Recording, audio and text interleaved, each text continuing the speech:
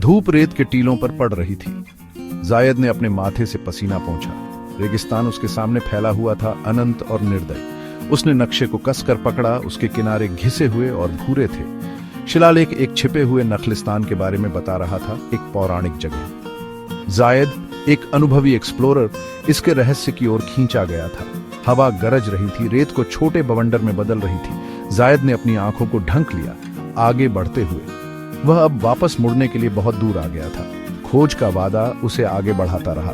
सूरज क्षितिज के नीचे डूबने लगा, आसमान को नारंगी और बैंगनी रंगों में रंग रहा था। जैसे ही थकावट उसे घेरने लगी, उसने उसे देखा। ताड़ के पेड़ों का एक समूह, दूर से नीले पानी की एक झलक, नखलिस्तान। आशा उसके अंदर उमड़ पड़ी। वह उसकी ओर लड़खड़ाता हुआ, उसका दिल तेज धड़क रहा था। जैसे ही वह नखलिस्तान की ठंडी छाया में दाखिल हुआ, उसने देखा कि बेलों के पर्दे के पीछे एक गुफा छिपी हुई है। इसने उसे करीब आने के लिए कहा, लंबे समय से भूले हुए रहस्यों का वादा किया। नक्शा उसके हाथ में सरसराया, उसे उसकी नियति की ओर ले गया। यही वह जगह थी जिसकी वह तलाश कर रहा था। हवा प्रत्याशा से चटक रही थी। गुफा ठंडी और नम थी। हवा में मिट्टी और समय की गंध भारी थी। जैसे ही जायद अंदर गया, उसके कदमों की आवाज सन्नाटे में गूंज उठी। गुफा की दीवारों पर अजीबोगरीब निशान बने हुए थे, जिनका अर्थ सदियों से खो गया था। उसने अपना हाथ उन पर फिराया। अपनी उंगलियों के नीचे एक अजीब ऊर्जा को महसूस किया। गुफा के केंद्र में पत्थर के एक चबूतरे पर एक चिराग रखा था। यह अलंकृत रूप से गढ़ा गया था, एक ऐसी धातु से बना था जिसे वह पहचान नहीं सका। यह एक कोमल आंतरिक प्रकाश से धड़क रहा था, उसे पास बुला रहा था। यह कोई साधारण कलाकृति नहीं थी, यह कुछ और था। ध्यान से उसने चिराग उठाया। यह आश्चर्यजनक रूप से हल्का था, मानो किसी चीज से बना ही ना हो। जैसे ही उसकी उंगलियों ने इसकी ठंडी सतह को लपेटा, इसके टोंटी से नीले धुएं का एक गुब्बार निकला। धुआं घूमता और नाचता रहा, एक विशाल आकृति में बदल गया। जायद ने हांफते हुए कहा। उसके सामने एक जिन्न खड़ा था। उसकी आंखें जलते हुए कोयले की तरह थीं। जब उसने बात की तो उसकी आवाज एक गहरी गड़गड़ाहट थी, जो गुफा की नींव को हिला देने वाली लग रही थी। इसने पूरी होने वाली इच्छाओं, बदली हुई नियति के बारे में बात की। जायद के अंदर डर और जिज्ञासा आपस में लड़ रहे थे। उसने जिन्न और उनके जादू के किस्से सुने थे, लेकिन उन पर विश्वास करने की हिम्मत कभी नहीं की। फिर भी वह यहां था, एक के साथ आमने सामने। वह जानता था कि उसकी 3 इच्छाएं हैं, उसे उन्हें बुद्धिमानी से चुनना था। उसने फैसला किया कि उसकी पहली इच्छा ज्ञान की होगी। जिन्न, उसने कहा। उसकी आवाज थोड़ी कांप रही थी, मुझे दुनिया का सच दिखाओ। मुझे दिखाओ कि धारणा के पर्दे के पीछे क्या छिपा है। जिन्न ने सिर हिलाया। उसकी आंखें और तेज जल रही थी। उसके चारों ओर की दुनिया छवियों के बवंडर में घुल गई। उसने निर्दोषों की पीड़ा, शक्तिशाली लोगों का लालच, प्रेम और हानि का अंतहीन चक्र देखा, जिसने मानवता को बांध रखा था।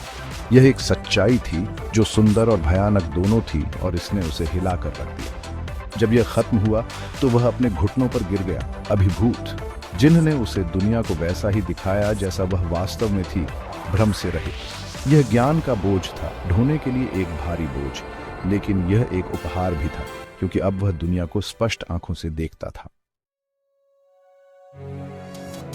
भाग 4, अतीत का बोझ। जायद ने गुफा में कई दिन बिताए, अपनी पहली इच्छा के रहस्योद्घाटन से जूझते हुए। उसने महसूस किया कि दुनिया खुशी और दुख, आशा और निराशा के धागों से बुनी गई एक टेपेस्ट्री है। एक धागे को बदलना पूरे ताने बाने को बदलना था। वह जानता था कि उसकी दूसरी इच्छा खतरनाक थी। उसने पिछली गलतियों को सुधारने, उस दर्द को कम करने की लालसा की जो उसने देखा था। जिन्न, उसने शुरू किया। उसकी आवाज उसके अनुरोध के भार से भारी थी। मैं अतीत को बदलना चाहता हूँ। मैं उस त्रासदी को पूर्ववत करना चाहता हूँ जिसने बहुत दुख दिया है। जिन्न का रूप टिमटिमा गया, उसका प्रकाश मंद पड़ गया। अतीत, इसने कहा। इसकी आवाज धीमी गड़गड़ाहट थी। एक नदी है जो हमेशा आगे बढ़ती रहती है। इसके प्रवाह को बदलने का अर्थ है अप्रत्याशित परिणामों को उजागर करने का जोखिम उठाना। जायद ठीक करने की अपनी इच्छा से अंधा होकर चेतावनी को नजरअंदाज कर दिया। उसने एक पिछली घटना का वर्णन किया, समय में जमे हुए एक पल जिसने वर्तमान पर एक लंबी छाया डाली थी। जिन्न ने मान लिया, लेकिन जैसे ही उसने अपना जादू बुना, गुफा कांप गई और हवा एक अशुभ ऊर्जा से चटक गई। जिन्न सही था, अतीत इतनी आसानी से पूर्ववत नहीं होता। भाग 5, एक विकल्प बनाना। जब धूल जम गई तो जायद ने खुद को एक ऐसी दुनिया में पाया जो परिचित और अजीब दोनों थी। वह त्रासदी जिसे उसने मिटाने की कोशिश की थी वह चली गई थी, लेकिन उसके स्थान पर परिस्थितियों का एक नया सेट पैदा हो गया था। दुनिया बदल गई थी, कारण और प्रभाव का नाजुक संतुलन बाधित हो गया था। जिन्ह ने उसे देखा उसकी ज्वलंत आंखें उदासी और त्याग के मिश्रण से भरी थी। आपने एक मूल्यवान सबक सीखा है, इसने कहा। इसकी आवाज बदली हुई जगह में गूंज रही है। अतीत, हालांकि पछतावे और दुख से भरा है, हमें आकार देता है। इसके साथ छेड़छाड़ करना अस्तित्व के ताने बाने को ही उजागर करना है।